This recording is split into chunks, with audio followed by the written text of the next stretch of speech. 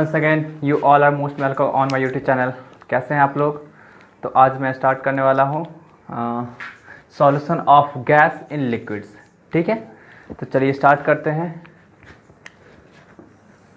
Solution topic का आपका next topic है। ठीक है, सॉल्यूशन चैप्टर का नेक्स्ट टॉपिक है solution of gas in liquids. ठीक है, चलिए तो इसमें स्टार्ट करते हैं। तो सबसे पहले आप जानते होंगे ये चीज़ कि जितना भी आपका गैसेज होता है वो आपका क्या होता है सॉल्यूशन में, सॉल्वेंट में क्या होता है, लिक्विड सॉल्वेंट में क्या होता है आपका सॉल्युबल होता है। अब ये आपका क्या होता है डिपेंड करता है कि गैस का नेचर क्या है, टेम्परेचर क्या है, प्रेशर क्या है।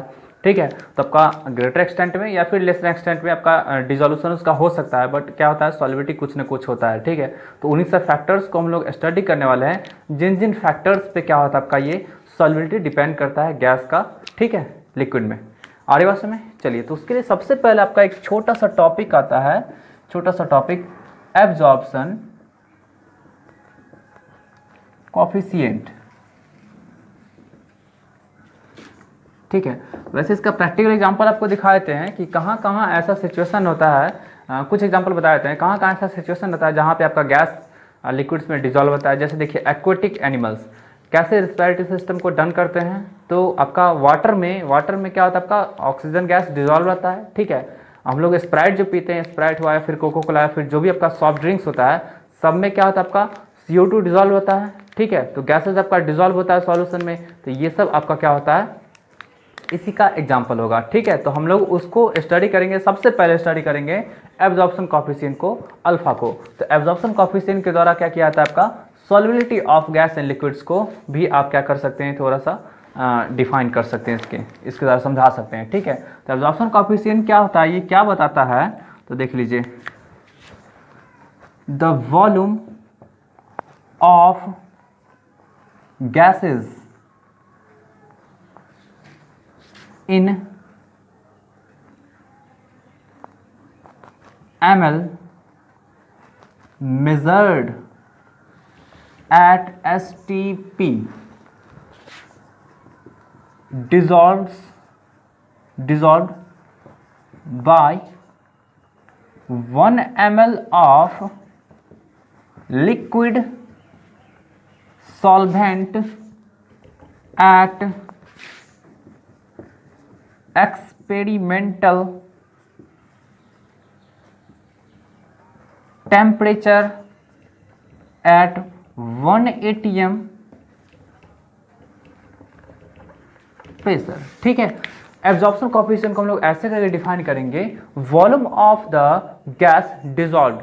ठीक है, कितना आपका वॉल्यूम गैस का डिजॉल्व है ml में, ml किसमें मेजर किया गया आपका STP पे मेजर किया है, और वॉल्यूम किसमें लेंगे हम लोग ml में लेंगे। ठीक है, कितना में, तो आपका 1 ml of the liquid solvent, 1 ml liquid solvent के द्वारा आपका कितना अमाउंट ऑफ गैस का डिजॉल्व है, ये आपका क्या होता है एब्जॉर्प्शन कोएफिशिएंट होता है। ठीक है, तो एब्जॉर्प्शन कोएफिशिएंट को कैलकुलेट करने का जो आपका फॉर्मूला होता है वो small v by capital V into P. यहाँ पे क्या होता है स्मॉल v जो होगा वो dissolved amount of gas in ml at measured at STP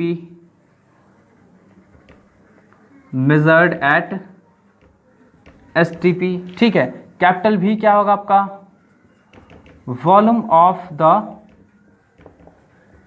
solvent, और ये P क्या होगा, तो P जो होगा आपका वो उस गैस का एटमॉस्फेयर में कितना प्रेशर होगा। ठीक है, जो आपका गैस सॉल्वेंट में आकर के डिजॉल्व हो रहा है उस गैस का एटमॉस्फेयर में कितना प्रेशर होगा वो आपका P होता है। ठीक है, यहाँ पे मैं लिख देता हूं pressure of the gas in atmosphere. ठीक है, तो सोचिए जिस गैस का आपका क्या होगा एटमॉस्फेयर में ज्यादा प्रेशर होगा उसका एब्जॉर्प्शन कोएफिशिएंट क्या होगा, कम होगा, क्योंकि इनवर्सली प्रोपोर्शनल है। बात समझ आ रही है? ठीक है, जिस गैस का आपका अमाउंट ऑफ बोल सकते हैं volume of the dissolve amount आपका ज्यादा होगा तो उसके लिए क्या आपका एब्जॉर्प्शन कोएफिशिएंट ज्यादा होगा। मतलब क्या होगा एब्जॉर्प्शन कोएफिशिएंट ज्यादा होगा मतलब उस गैस का सॉल्युबिलिटी भी ज्यादा होगा।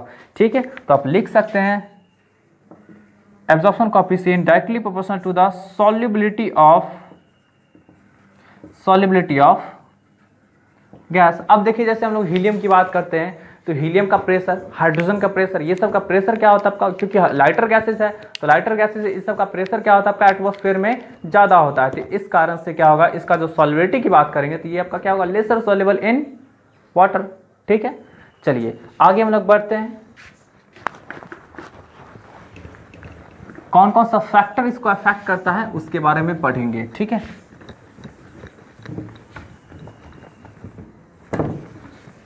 चलिए factors affecting on solubility of gas in liquids. ठीक है, पहला फैक्टर देख लीजिए आपका नेचर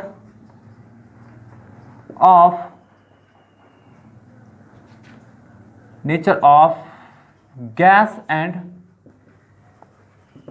सॉल्वेंट। ठीक है, nature of gas and solvent इसकी बात करते हैं। तो नेचर ऑफ गैस, गैस के नेचर पे भी क्या होता है आपका, डिपेंड करता है, सॉल्वेंट के नेचर पे भी डिपेंड करता है। तो यहाँ पे दो तरीके का बात आता है। इफ कोई गैस आपका इजिली लिक्विफेबल होगा, तो आपका क्या हो सकता है, जल्दी डिजॉल्व हो जाएगा। कोई आपका गैस रिएक्शन कर रहा होगा आपका सॉल्वेंट के साथ तो वो भी आपका क्या होगा, जल्दी डिजॉल्व हो जाएगा। ठीक है, तो हम लोग उस गैस की बात करेंगे। तो देख लीजिए सॉल्युबिलिटी जो होगा आपका, सॉल्युबिलिटी डायरेक्टली प्रोपोर्शनल होगा आपका लिक्विफिएबिलिटी ऑफ द गैस। जो आपका गैस है जितना जल्दी आपका लिक्विफाइबल होगा, लिक्विफाई हो जाएगा, ठीक है, वो आपका क्या होगा, उसका सॉल्युबिलिटी उतना ज्यादा होगा। ठीक है, फिर रिएक्टिविटी विथ सॉल्वेंट। ठीक है, बात समझ आ रही है। अब चलिए दो गैस की बात कर लेते हैं, एक O2 की बात कर लेते हैं, एक CO2 की बात कर लेते हैं। इसको वाटर में डिसॉल्व कराएंगे, डिसॉल्व इन वाटर।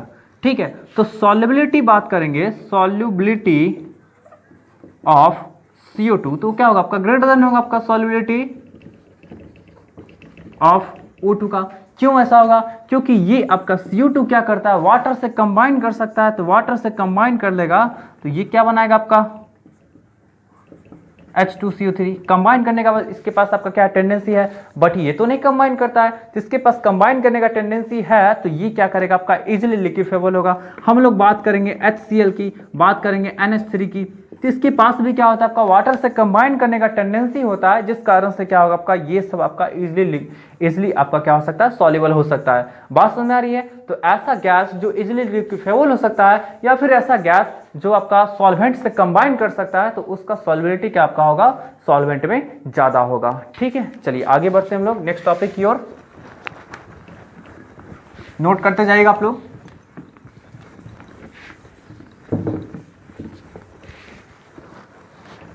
चलिए सेकेंड आपका फैक्टर है टेम्परेचर। टेम्परेचर देखिए टेम्परेचर से कैसे इफेक्ट होता है। तो ये जो आपका solubility of gas in liquid होता है, ये आपका एक्सोथर्मिक प्रोसेस होता है। ठीक है, it is the exothermic process. अब एक्सोथर्मिक प्रोसेस का मतलब समझ गए होंगे आप लोग। एक्सोथर्मिक प्रोसेस कहने का सेंस होता है कि ऐसा प्रोसेस जिसमें क्या आपका आफ्टर प्रोसेस के बाद क्या आपका होगा, या फिर ड्यूरिंग प्रोसेस क्या होगा, हीट एनर्जी रिलीज हो रहा होगा। ठीक है, सिस्टम से आपका क्या हो रहा होगा, रिलीज हो रहा होगा। ठीक है, तो आपका इस सिस्टम में क्या होगा, आपका हीट एनर्जी रिलीज हो रहा होगा।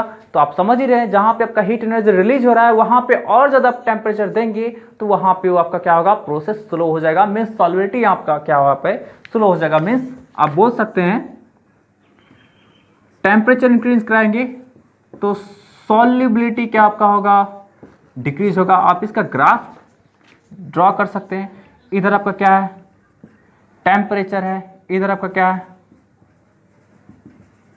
सॉल्युबिलिटी है। तो इसका ग्राफ आपका बिल्कुल इस तरह से डिक्रीजिंग ग्राफ होगा। बात समझ आ रही है। चलिए एक और एग्जांपल, इसका एग्जांपल आप समझ सकते हैं कि जैसे देखें गर्मी के मौसम में देखे होंगे कि थर्मल पॉल्यूशन की बात करते हैं। तो थर्मल पॉल्यूशन होता क्या आपका, जैसे वाटर में ऑक्सीजन गैस डिजॉल्व होता है, वाटर में ऑक्सीजन गैस डिजॉल्व होता है तो जैसे ही टेम्परेचर बढ़ेगा तो वो आपका dissolve amount of oxygen gas का आपका बाहर निकलने लगेगा, मीन्स वाटर से लीव करने लगेगा। तो इससे क्या होगा, जो भी एक्वेटिक एनिमल्स प्रेजेंट होंगे वाटर के इनसाइड में तो वो अफेक्टेड होंगे, एंड वो अफेक्टेड होंगे तो आपका क्या होगा, वो मरने लगेंगे। तो ये आपका हो गया थर्मल पॉल्यूशन। ठीक है, मतलब वो सब एक्वेटिक एनिमल्स के आपका गर्मी के मौसम में अफेक्टेड इससे होते हैं। ठीक है, बात समझ आ रही है इसी के कारण। ठीक, चलिए आगे बढ़ते हैं।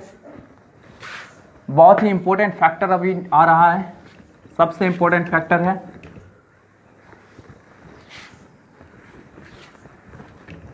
प्रेशर।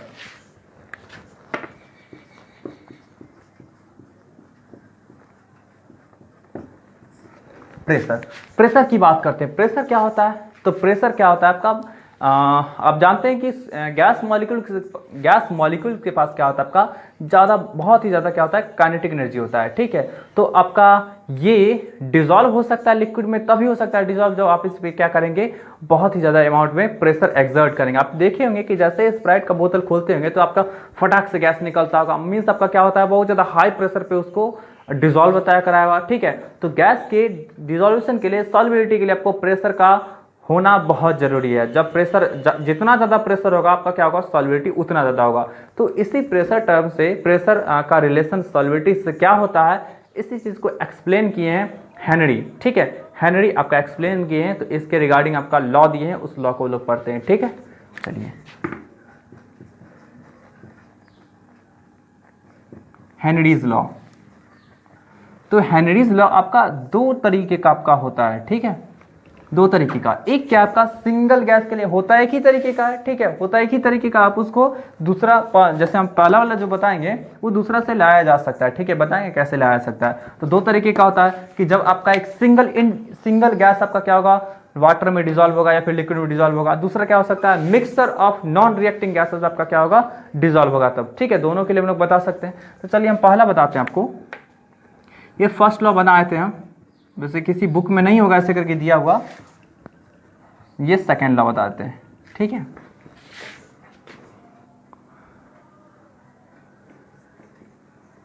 लिख दे रहा हूं मैं इसे। Dissolved amount of gas is directly proportional to the pressure applied by that gas over the solution. ठीक है, ये आपका क्या होता है, फर्स्ट लॉ होता है। मतलब डिजॉल्व्ड अमाउंट ऑफ गैस, एक सिंगल गैस की बात कर रहे हैं। जब सिंगल गैस आपका क्या होगा, जैसे मान लीजिए आपका ये कंटेनर है। ठीक है, ये आपका कंटेनर है, ये बिल्कुल क्लोज कंटेनर है। इसमें आपका क्या है या मान लीजिए क्लोज कंटेनर है, ये इस तरह का है। अब क्लोज कर दिए इसको। ठीक है, एक पिस्टन लगा करके क्लोज कर दिए। अब देखिए इसमें आपका क्या है, लिक्विड सॉल्वेंट रखा हुआ है। ठीक है, इसमें आपका क्या है, मैं रेड कलर से दिखा देता हूं। ये आपका गैस मॉलिक्यूल्स है। ठीक है, ये आपका क्या है, गैस मॉलिक्यूल्स है। ये आपका क्या है, सॉल्वेंट है। अब देखिए ये पिस्टन को जैसे ही हम लोग नीचे की ओर प्रेस करेंगे, नीचे की ओर प्रेस करेंगे, तो इस गैस मॉलिक्यूल का सॉल्वेंट पे क्या आपका प्रेशर एक्सर्ट होगा। तो प्रेशर एक्सर्ट होगा तो ये गैस मॉलिक्यूल धीरे धीरे करके इसमें जाने लगेगा। बात समझ आ रही है। तो जितना अमाउंट आपका क्या होगा, इसमें डिजॉल्व हो चुका है, तो उसको लेट कर लेते हैं कि स्मॉल m, ये आपका मास है। ठीक है, ये आपका क्या है, मास ऑफ द गैस है, mass of the dissolved amount of gas है। ठीक है, तो वो आपका जो डिजॉल्व हो चुका हो किसके प्रोपोर्शनल होगा जी, तो कितना प्रेशर एक्सर्ट कर रहे हैं उसके प्रोपोर्शनल होगा। ठीक है, मतलब जितना ज्यादा प्रेशर एक्सर्ट करेंगे वो जो आपका इसमें जो आपका डिजॉल्व्ड अमाउंट ऑफ गैस होगा वो उतना ज्यादा होगा। बात समझ में आ रही है। प्रेशर जितना ज्यादा होगा आपका क्या होगा, इसमें जो आपका डिजॉल्व्ड अमाउंट ऑफ गैस होगा वो उतना ज्यादा होगा। मतलब m directly proportional to the p। यहाँ पे m इक्वल टू प्रोपोर्शनल हटाएंगे तो कांस्टेंट आएगा जिसको k कहेंगे। ठीक है, यहाँ पे k क्या हो गया, जस्ट कांस्टेंट हो गया। इसे हेनरीज कांस्टेंट यहां पे नहीं कहेंगे। ठीक है, हेनरीज कांस्टेंट इधर आएगा। ठीक है, चलिए यहां पे क्या आपका m जो हो गया वो डिजॉल्व्ड अमाउंट ऑफ गैस हो गया। ठीक है, ये आपका मास में है, ठीक है, मास में, ठीक है। और P क्या आपका होगा, प्रेशर होगा, प्रेशर कितना आपका एग्जर्ट हो रहा है, कितना एग्जर्ट हो रहा है सॉल्यूशन पे हो रहा है, ठीक है। बात समझ में आई, फर्स्ट स्टेटमेंट समझ में आई, ठीक है। क्या होता है, dissolve amount of gas is directly proportional to the pressure applied by that gas over the solution, solution के ऊपर आपका कितना आपका प्रेशर एग्जर्ट हो रहा होगा गैस के द्वारा, उसके डायरेक्टली प्रोपोर्शनल होता है। एंड सेकेंड लॉ की बात करते हैं तो सेकेंड लॉ क्या होता है, ठीक है, मैंने खुद से बना दिया सेकेंड लॉ, आप यहां से इसको भी डिराइव कर सकते हैं। सेकेंड लॉ के अकॉर्डिंग क्या होता है कि जब आपका सॉल्यूशन में क्या होगा, आपका एक से ज्यादा different types of gases, non reacting gases आपका होगा, तो वहां पे आपका क्या होगा, कैसे डिपेंड करेगा, ठीक है। व्हेन टू और मोर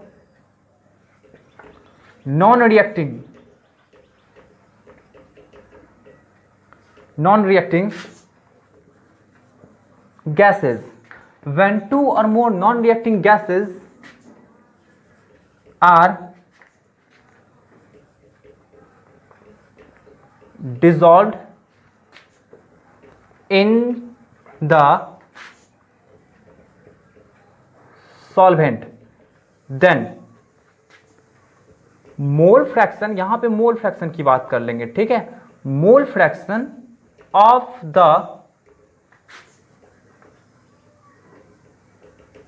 component gases is directly proportional to the partial pressure, ठीक है। जब आपका दो या फिर दो से ज्यादा गैसेस आपका डिसॉल्व होगा सॉल्यूशन में, तो उस केस में क्या होगा, आपका जो partial fraction of the component gases होगा वो किसके प्रोपोर्शनल होगा, तो पार्शियल प्रेशर के प्रोपोर्शनल होगा। बात समझ में आ रही है, ठीक है। चलिए अब हम लोग इसको ऐसे करके दिखा सकते हैं, ये आपका क्या है, mole fraction of the component gases है, directly proportional to the partial pressure, ठीक है। यहां से इस प्रोपोर्शनल का साइन हटाएंगे तो आपको आएगा के डैश, के डैश इसको दिखाए थे, ठीक है।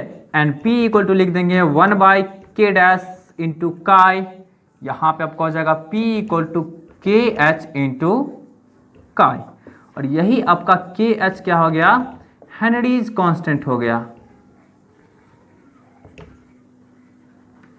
ठीक है। ये आपका क्या हो गया, हेनरीज कांस्टेंट। आ रही बात में, तो आपका क्या होगा, ये आपका कब डिफाइन होगा, जब टू और मोर नॉन रिएक्टिंग गैसेस होगा, डिसॉल्व होगा, तो वहां पे मोल फ्रैक्शन को रिलेट कर सकते हैं उसी के पार्शियल प्रेशर से, ठीक है। तो पार्शियल प्रेशर जितना ज्यादा होगा मींस आपका मोल फ्रैक्शन उतना ज्यादा होगा, मींस सॉल्युबिलिटी आपका क्या होगा, उतना ज्यादा होगा। अब यहाँ पे के एच जो लिखे थे, के एच किस किस चीज पे डिपेंड करता है, इस चीज को हम लोग जानेंगे, ठीक है। तो के एच जो होगा आपका वो नेचर ऑफ गैस पे डिपेंड करेगा, सबसे first point.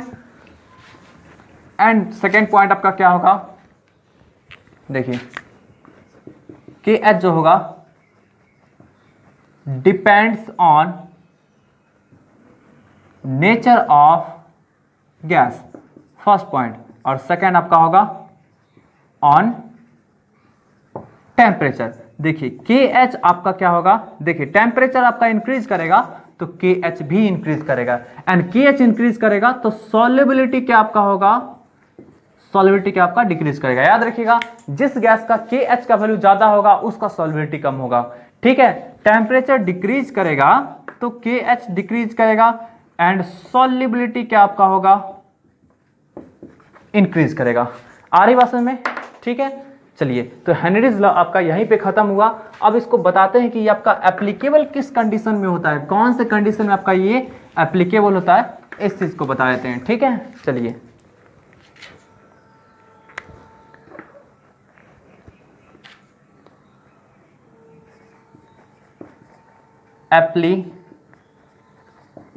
Applicability of Henry's law, ठीक है। चलिए, इसका फर्स्ट पॉइंट आपका होता है टेम्परेचर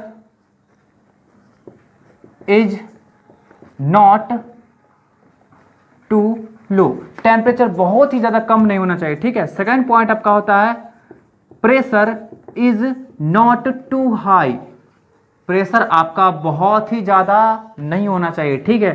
एंड सेकेंड पॉइंट होता है there is no chemical reactions occurs, ठीक है।